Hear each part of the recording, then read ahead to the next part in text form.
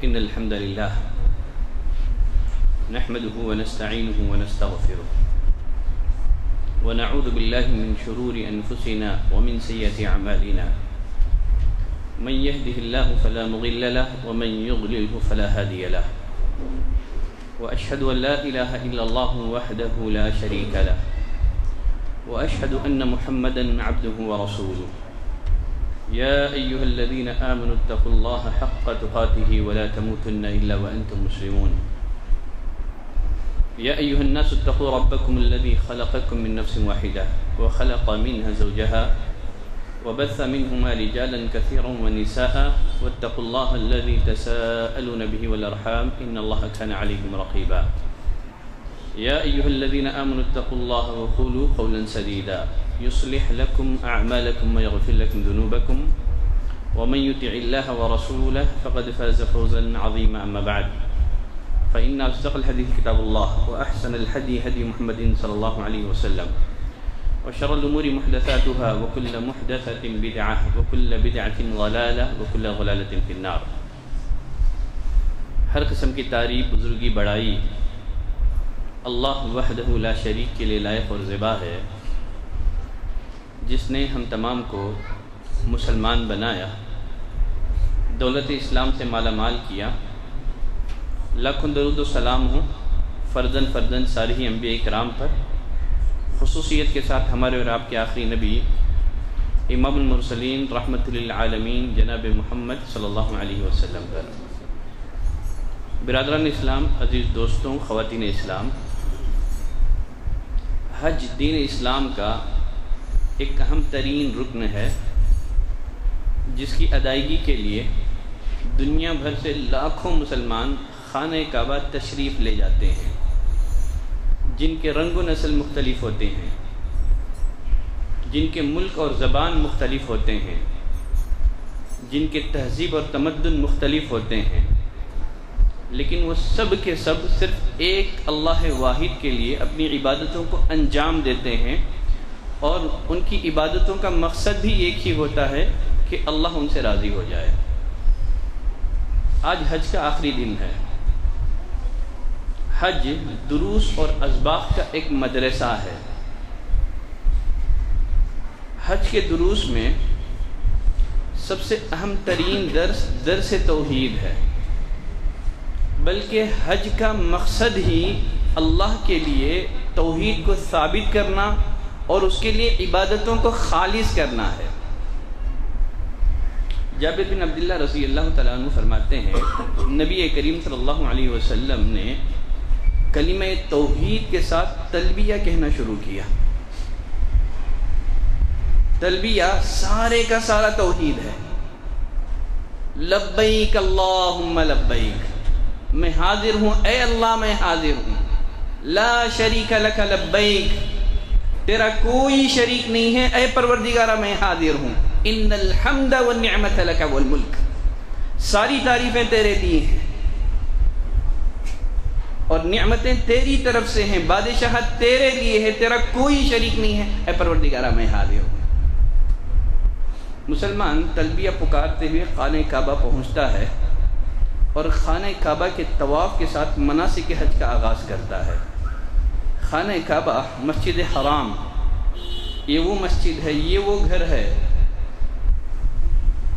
جو اس روئے زمین پر اللہ کی عبادت اور بندگی کے لیے تعمیر کیا جانے والا پہلا گھر ہے. اللہ نے فرمایا، ان اول بیت وضع للناس للذی ببکۃ مبارکہ، سب سے پہلی عبادت گاہ جو لوگوں کے لیے تعمیر کی گئی وہ وہی ہے جو مکہ شہر میں واقع ہے. ابو ذر رضی اللہ تعالیٰ عنہ نے نبی کریم صلی اللہ علیہ وسلم سے پوچھا، اللہ کے رسول، سب سے پہلی مسجد کون سی بنائی گئی؟ آپ صلی اللہ علیہ وسلم نے فرمایا، مسجد حرام. پوچھا اس کے بعد کون سی مسجد؟ فرمایا مسجد اقصی. پوچھا اللہ کے رسول، ان دونوں کے درمیان کتنی مدت ہے، کتنا فاصلہ ہے؟ مسجد حرام کے کتنے سالوں بعد، کتنے وقفے بعد مسجد اقصی تعمیر کی گئی؟ نبی کریم صلی اللہ علیہ وسلم نے فرمایا 40 سنہ، ان دونوں کے درمیان 40 سال کا فاصلہ ہے۔ مسجد حرام کی تعمیر کے 40 سال بعد مسجد اقصی تعمیر کی گئی۔ خانہ کعبہ مسجد حرام کی تعمیر اور تاسیس توحید پر رکھی گئی ہے۔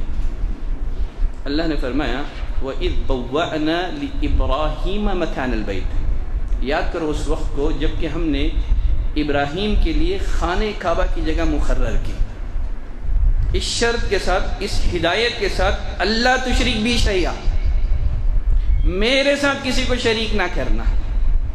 تو خانہ کعبہ کی بنیاد ہی توحید پر رکھی گئی ہے، اس کی تاسیس ہی توحید پر رکھی گئی ہے۔ فرمایا وَطَهِّرْ بَيْتِيَ لِلطَّائِفِينَ وَالْقَائِمِينَ وَالرُّكَعِ السُّجُودِ، میرے اس گھر کو پاک رکھو، طواف کرنے والوں کے لیے، قیام کرنے والوں کے لیے، رکوع کرنے والوں کے لیے، سجدہ کرنے والوں کے لیے۔ حاجی کعبۃ اللہ کے طواف کے بعد مقام ابراہیم کے سامنے 2 رکعت نماز ادا کرتا ہے۔ نبی کریم صلی اللہ علیہ وسلم نے بھی 2 رکعت اپنے نماز ادا کی۔ پہلی رکعت میں سورہ فاتحہ کے بعد سورۃ الکافرون کی تلاوت کی، اور دوسری رکعت میں سورہ فاتحہ کے بعد سورہ اخلاص کی آپ نے تلاوت کی۔ سورۃ الکافرون اور سورہ اخلاص، ان دونوں کا بنیادی پیغام، مجموعی پیغام یہ ہے کہ صرف اللہ واحد کی عبادت کی جائے، اس کی عبادت میں کسی کو شریک نہ کیا جائے، اللہ کے خصائص میں، اس کے حقوق میں کسی کو شریک نہ کیا جائے۔ گویا اس صورتوں کا انتخاب ہی بتاتا ہے کہ حج کا بنیادی مقصد، حج کا سب سے عظیم درس یہ ہے کہ لوگ اللہ واحد کے لیے عبادتوں کا انجام دینے والے بن جائیں، اپنی عبادتوں کو شرک سے پاک رکھیں۔ نماز سے فارغ ہونے کے بعد حاجی زمزم کا پانی نوش کرتا ہے۔ یقیناً زمزم یہ پانیوں کا سردار ہے، یہ کھانے کو کھانا بھی ہے، پینے کو پانی بھی ہے، بیماریوں کا علاج بھی ہے۔ نبی کریم صلی اللہ علیہ وسلم نے فرمایا ماء زمزم لما شرب لہ، جس چیز کے لیے آدمی زمزم کا پانی پیتا ہے وہ اسی کے لیے ہے۔ جس مقصد کے لیے پیا جائے وہ مقصد اسے حاصل ہو جاتا ہے۔ یقیناً زمزم کا پانی، زمزم کا کنواں، یہ بھی اللہ کی وحدانیت کی، اس کی توحید کی بہت بڑی عقلی دلیل ہے۔ ہزاروں سال سے لاکھوں اربوں فرزندان توحید کو یہ کنواں سیراب کر رہا ہے، چھوٹا ہونے کے باوجود ابھی تک خشک نہیں ہوا۔ کہ اللہ کی الوہیت کی، اس کی ربوبیت کی، اس کی وحدانیت کی سب سے بڑی دلیل ہے۔ پھر اس کے بعد حاجی صفا اور مروہ کے درمیان سعی کرتا ہے۔ صفا پہاڑی پر کھڑے ہو کر کے حاجی یہ کلمات کہتا ہے لا الہ الا اللہ وحدہ لا شریک لہ لہ الملک ولہ الحمد یحیی ویمیت وہو علی کل شیء قدیر۔ اللہ کے علاوہ کوئی معبود نہیں ہے، وہ اکیلا ہے، اس کا کوئی شریک نہیں ہے۔ موت اور زندگی اس کے ہاتھ میں ہے، وہی مارتا ہے، وہی زندگی دیتا ہے، وہی جلاتا ہے، وہی مارتا ہے، اور وہ ہر چیز پر قادر ہے۔ لا الہ الا اللہ وحدہ، اللہ کے علاوہ کوئی معبود نہیں۔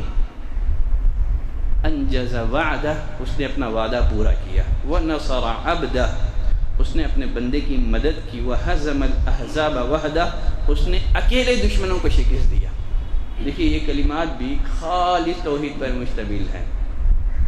مروہ پہاڑی پر پہنچتا ہے، پھر انہی کلمات کو دہراتا ہے جس میں توحید کا درس دیا گیا ہے، جس میں توحید کا پیغام دیا گیا ہے۔ سیدہ عائشہ رضی اللہ تعالیٰ عنہ فرماتی ہیں نبی کریم صلی اللہ علیہ وسلم نے فرمایا جمرات کو کنکریاں مارنا اور صفا اور مروہ کے درمیان کی جو سعی ہے یہ اللہ کے ذکر کے لیے، توحید کے کلمے کو بلند کرنے کے لیے، اللہ کے ذکر کے لیے مشروع کی گئی ہے۔ حج کے ایام میں ایک یوم عرفہ بھی ہے، بڑا عظیم دن ہے۔ عرفہ کا قیام حج کے ارکان میں سے ایک اہم ترین رکن ہے۔ اللہ رب العزت یوم عرفہ کے دن حاجیوں کی پکار سنتا ہے، ان کی دعا سنتا ہے، اپنے بندوں کو معاف کرتا ہے۔ نبی کریم صلی اللہ علیہ وسلم نے فرمایا خیر الدعاء دعاء یوم عرفہ، سب سے بہترین دعا عرفہ کے دن کی دعا ہے، اور آپ نے فرمایا سب سے بہترین دعا جو عرفہ میں مانگی جانی چاہیے، سب سے بہترین دعا جس کا انتخاب میں نے بھی کیا ہے اور مجھ سے پہلے انبیاء نے بھی یہ کلمات کہے ہیں، سب سے بہترین دعا جس کو آپ نے کہا وہ کون سی دعا ہے؟ لا الہ الا اللہ وحدہ لا شریک لہ لہ الملک و لہ الحمد وهو علی کل شیء قدیر۔ دیکھیے حج شروع سے لے کر کے آخر تک صرف توحید کا ہی درس دیتا ہے، توحید کا پیغام، لا الہ الا اللہ وحدہ لا شریک لہ، اللہ کے علاوہ کوئی معبود نہیں ہے، وہ اکیلا ہے، اس کا کوئی شریک نہیں ہے، بادشاہت اسی کے لیے ہے، تعریف اسی کے لیے ہے، ہر قسم کی تعریف کا حقدار وہی ہے۔ حاجی خانہ کعبہ سے لے کر صفا اور مروہ کی سعی تک، منا سے لے کر کے عرفہ تک، مزدلفہ تک، جہاں جہاں جتنی دعائیں مانگتا ہے وہ ساری دعائیں صرف اللہ وحدہ لا شریک سے مانگتا ہے، اور ہر انسان سے مطلوب بھی یہی ہے کہ وہ صرف اللہ سے دعا مانگے۔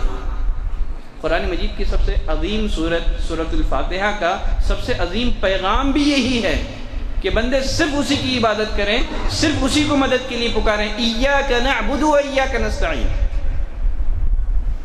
اے پروردگارہ ہم تیری ہی عبادت کرتے ہیں، ہم تجھ ہی سے مدد مانگتے ہیں، ہم تجھ ہی سے مدد چاہتے ہیں۔ ہر انسان پر واجب ہے کہ وہ صرف اللہ سے مانگے، اپنی ضرورتیں اس کے سامنے پیش کریں، اس لیے کہ اس کا دروازہ ہر ایک کے لیے کھلا ہے، ہر وقت کھلا ہے۔ اللہ نے فرمایا وَإِذَا سَأَلَكَ عِبَادِي عَنِّي فَإِنِّي قَرِيبٌ۔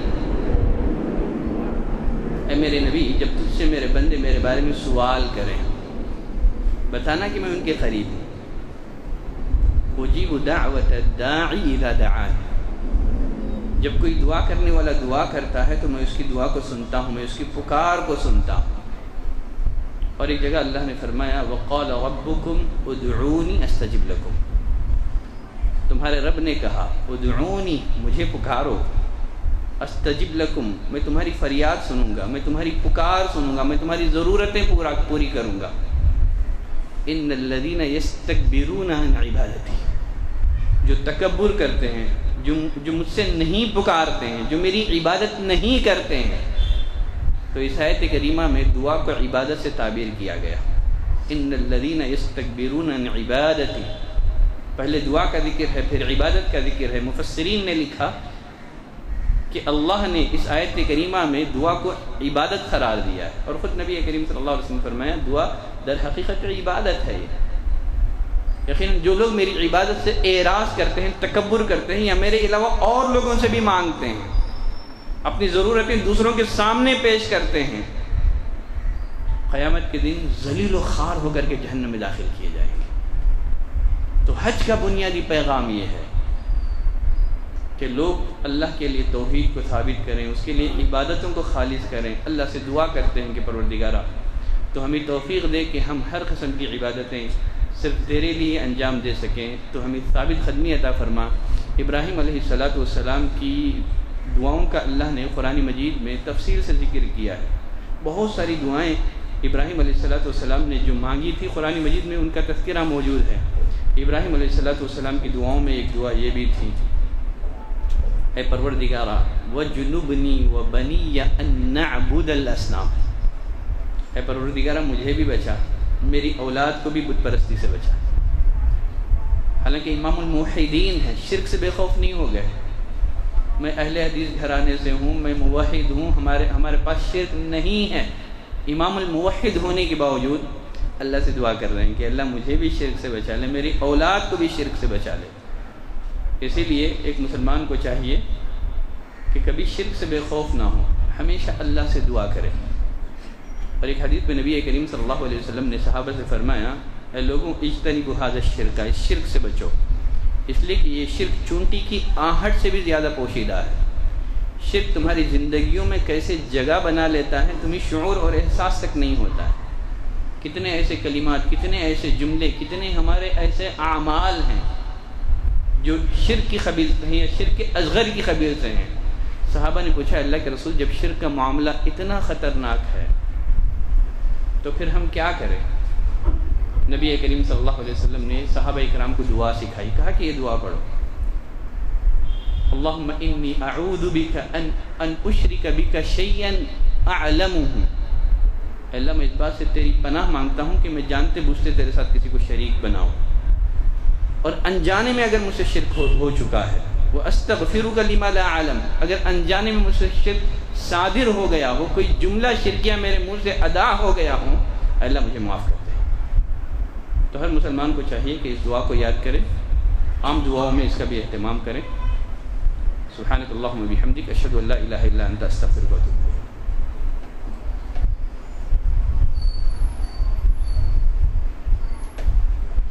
ان الحمد للہ نحمده ونستعینه ونستغفره ونعوذ باللہ من شرور انفسنا ومن سیئات اعمالنا، من يهده الله فلا مضل له ومن يضلل فلا هادي له، واشهد ان لا اله الا الله واشهد ان محمدا عبده ورسوله۔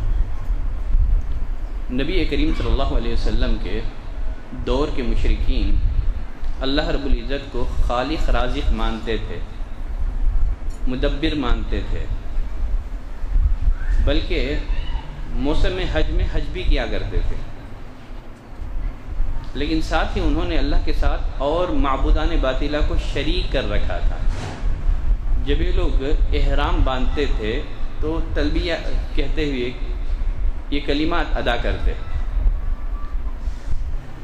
لبیک لا لبیک اللہم لبیک لا شریک لک، اے پروردگار ہم حاضر ہیں، تیرا کوئی شریک نہیں ہے، ہم حاضر ہیں، الا شریکن، ہاں ایک تیرا شریک ہے، یہ حبل تیرا شریک ہے، لات تیرا شریک ہے، تملکہ وما ملک، اس کا بھی تو ہی مالک ہے، اس کے پاس جو اختیارات ہیں یہ تیرے عطا کردہ اختیارات ہیں۔ تو مشرکین مکہ کا اللہ کو خالق ماننا، رازق ماننا، موسم حج میں حج کرنا، اس کا کوئی فائدہ نہیں ہوگا۔ اسی بنا پر اللہ نے قرآن مجید میں توحید ربوبیت کو توحید الوہیت کے لیے دلیل بناتے ہوئے فرمایا، یا ایھا الناس اعبدوا ربکم الذی خلقکم، اے مشرکین مکہ اگر تم اللہ کو خالق مانتے ہو، رازق مانتے ہو، تو پھر اسی ذات کی عبادت کرو، اسی اللہ واحد کی عبادت کرو جو خالق ہے، جو پیدا کرنے والا ہے۔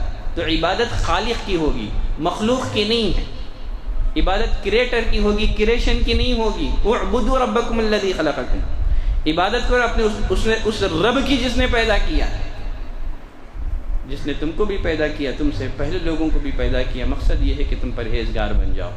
صرف اللہ کی توحید کو تسلیم کر لینا کافی نہیں ہے، معبودان باطلہ کا انکار یہ بھی ضروری ہے۔ ذالک بأن اللہ هو الحق، اس کی وجہ یہ ہے کہ اللہ ہی معبود برحق ہے، اللہ کے علاوہ جن جن کی عبادت کی جاتی ہے سب کی عبادت باطل ہے۔ تو اللہ کے لیے عبادت کو خالص کرنا کافی نہیں ہے، بلکہ معبودان باطلہ کی نفی اور اس کا انکار بھی توحید کی تکمیل کے لیے بہت ضروری ہے۔ تو غرض ضرورت اس بات کی ہے کہ ہم حد سے جو توحید کا درس ہم کو مل رہا ہے اس درس کو ہم لوگ اپنائیں۔ ان اللہ و ملائکتہ یصلون علی النبی یا ایھا الذین آمنوا صلوا علیہ وسلموا تسلیما، اللہم صل علی محمد وعلی آل محمد کما صلیت علی ابراہیم وعلی آل ابراہیم انک حمید مجید، اللہم بارک علی محمد وعلی آل محمد کما بارکت علی ابراہیم وعلی آل ابراہیم انک حمید مجید۔ عباد اللہ رحمنی ورحمکم اللہ، ان اللہ یأمرکم بالعدل والإحسان وإيتاء ذي القربى وينهى عن الفحشاء والمنكر والبغي يعظكم لعلكم تذكرون، واذكروا الله يذكركم وادعوه يستجب لكم، ولذكر الله تعالى وأولى وعز وجل وأتم وأهم وأكبر۔